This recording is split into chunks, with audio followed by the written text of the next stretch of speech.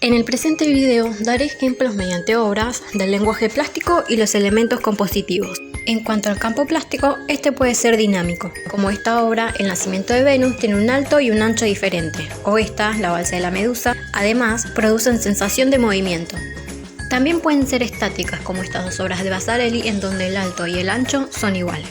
Además, tienen sensación de quietud y un punto central. Y por último tenemos el campo ambiguo, donde prevalecen los rombos, triángulos y círculos, como podemos verlo en estas dos obras de Piet Mondrian. Pasamos ahora a los elementos del lenguaje. Primeramente, el punto. Tenemos esta obra realizada mediante el puntillismo, en donde esto se puede ver mayormente en aquellas tonalidades de verdes. Tenemos también esta obra de Paul Signac, en donde el puntillismo se puede ver en los azules e incluso puntos más grandes amarillos detrás del hombre. Otro elemento del lenguaje visual es la línea. Para el análisis morfológico elegí esta obra de Pablo Picasso, en donde se pueden observar líneas onduladas, rectas, extremos de líneas en sus dedos, y entre todas ellas forman un cuerpo. La segunda obra que elegí es Belzac.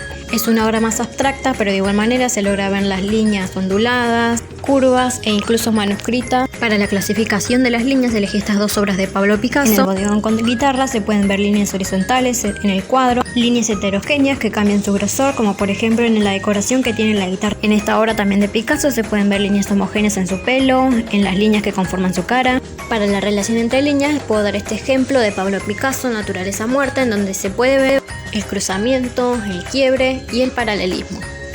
Seguimos con la forma. Estas pueden ser figurativas. Representan escenas reconocibles de la realidad, como estas obras de Frida Kahlo, en donde se la puede reconocer a ella. Pasamos ahora a la semifigurativa, como en esta obra de Picasso, que se puede reconocer una figura, pero no se ve demasiado real, al igual que en el retrato de Pablo Picasso de Juan Gris. Ahora, las formas abstractas. Estas no pretenden representar algo en concreto, como estas dos obras de Wassily Kandinsky.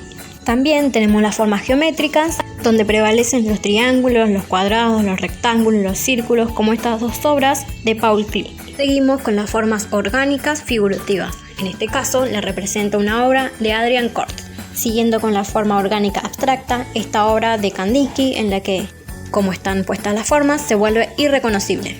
Seguimos con las formas mixtas. En este cuadro de Salvador Dalí, reconozco la figura, pero no se ven totalmente reales. Utilizan líneas rectas y líneas curvas, como en este cuadro de Pablo Picasso, retrato de Maya con su muñeca. Las formas irregulares, tenemos la casa en el estanque, en donde se pueden ver líneas rectas y líneas quebradas, como es en el caso también de esta obra de Pablo Picasso. Seguimos con los colores. Primeramente los fríos, como en este caso de Monet y de El Greco, en donde se pueden apreciar los azules, degradados, celestitos. Ahora pasamos a la temperatura cálida. Tenemos esta obra de Salvador Dalí, Los elefantes, donde predominan los amarillos, naranjas, al igual que en los girasoles de Van Gogh. Otra característica de los colores es la saturación. Como podemos ver en esta obra de Joan Miró, el rojo y el amarillo están totalmente puros, es decir, sin mezclar. Esto también se puede ver en La sonrisa de las alas flameantes, también de Joan Miró. Los colores desaturados. Estos colores fueron mezclados dando lugar a nuevos colores, como lo podemos ver en la obra Por la orilla del mar. Seguimos con paletas. Por un lado tenemos los colores primarios, rojo, amarillo y azul, como en esta obra de Piet Mondrian, o esta obra de Joan Miró, donde también prevalecen el rojo, el amarillo y el azul. Seguimos con los colores secundarios, el naranja, el verde y el violeta. En esta obra la música se ven mucho más potentes. También podemos ver los colores secundarios en esta obra de Monet. Tenemos también los colores terciarios, que son la mezcla de los primarios con los secundarios, en donde prevalecen los marrones, como podemos apreciarlo en estas dos obras de Rembrandt. Seguimos con los adyacentes. Estos representan una gama de colores, como podemos ver en el Crepúsculo en Venecia, donde hay naranjas que pasan a amarillos, o en el puente japonés. Los colores se hacen más oscuros o más claros. Los complementarios, en donde se encuentran colores fríos junto con colores cálidos, como en esta obra Trigal de Cuervo. El cielo está en azul y el trigo con un color más cálido. Otro ejemplo es Casas en la montaña de Kandinsky. Se contrastan los colores del techo con las paredes de las casas o el pasto. Seguimos con los acromáticos, donde prevalecen el blanco, el gris, el negro, como en esta obra de Piet Mondrian, en donde se difuminan los negros y los grises, al igual que en Cabeza de caballo de Picasso. Pasamos a la monocromía. La etapa larga, se puede ver que prevalecen colores azules, quizás más claros, más oscuros, pero sigue siendo el mismo color, igual que en la obra de Pablo Picasso, La vida. prevalece el azul. Pasamos a las texturas. Estas pueden ser naturales, que vienen de la naturaleza, como esta piel de cocodrilo o la textura de una hoja. También podemos encontrar texturas artificiales. Estas son creadas por el hombre, como por ejemplo esta chapa o las paredes conformadas por ladrillos.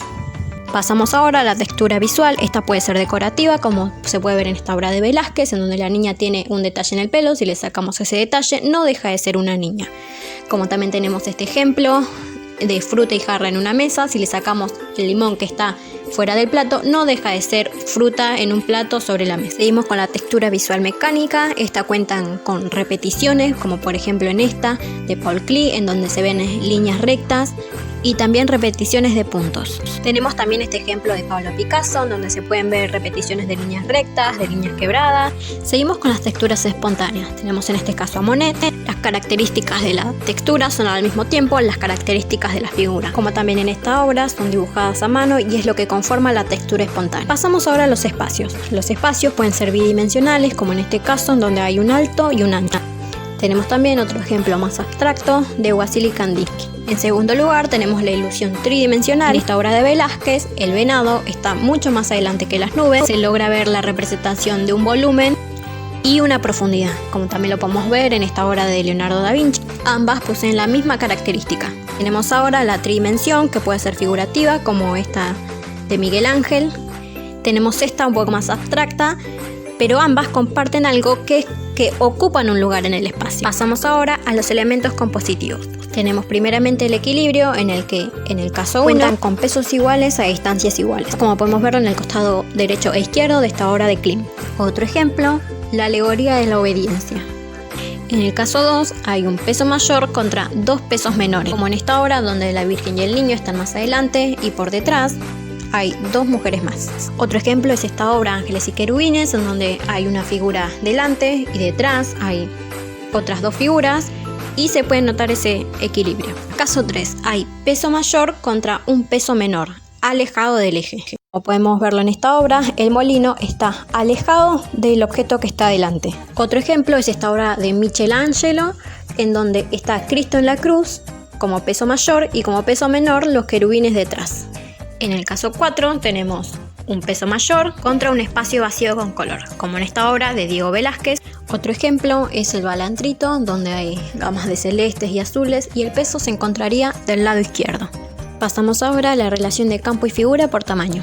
Un ejemplo de adecuado es esta obra San Sebastián, donde la figura es mayor que el fondo, pero aún así ese fondo logra tener importancia. Otro ejemplo es la obra Espigadora, donde la figura está delante, pero aún así el fondo toma importancia. Reticente, donde el campo predomina sobre la figura. Como en esta obra Mujer con sombrilla en un jardín, la mujer se convierte en un mero ordenador del campo. Esta obra también es otro ejemplo donde el campo predomina sobre la figura.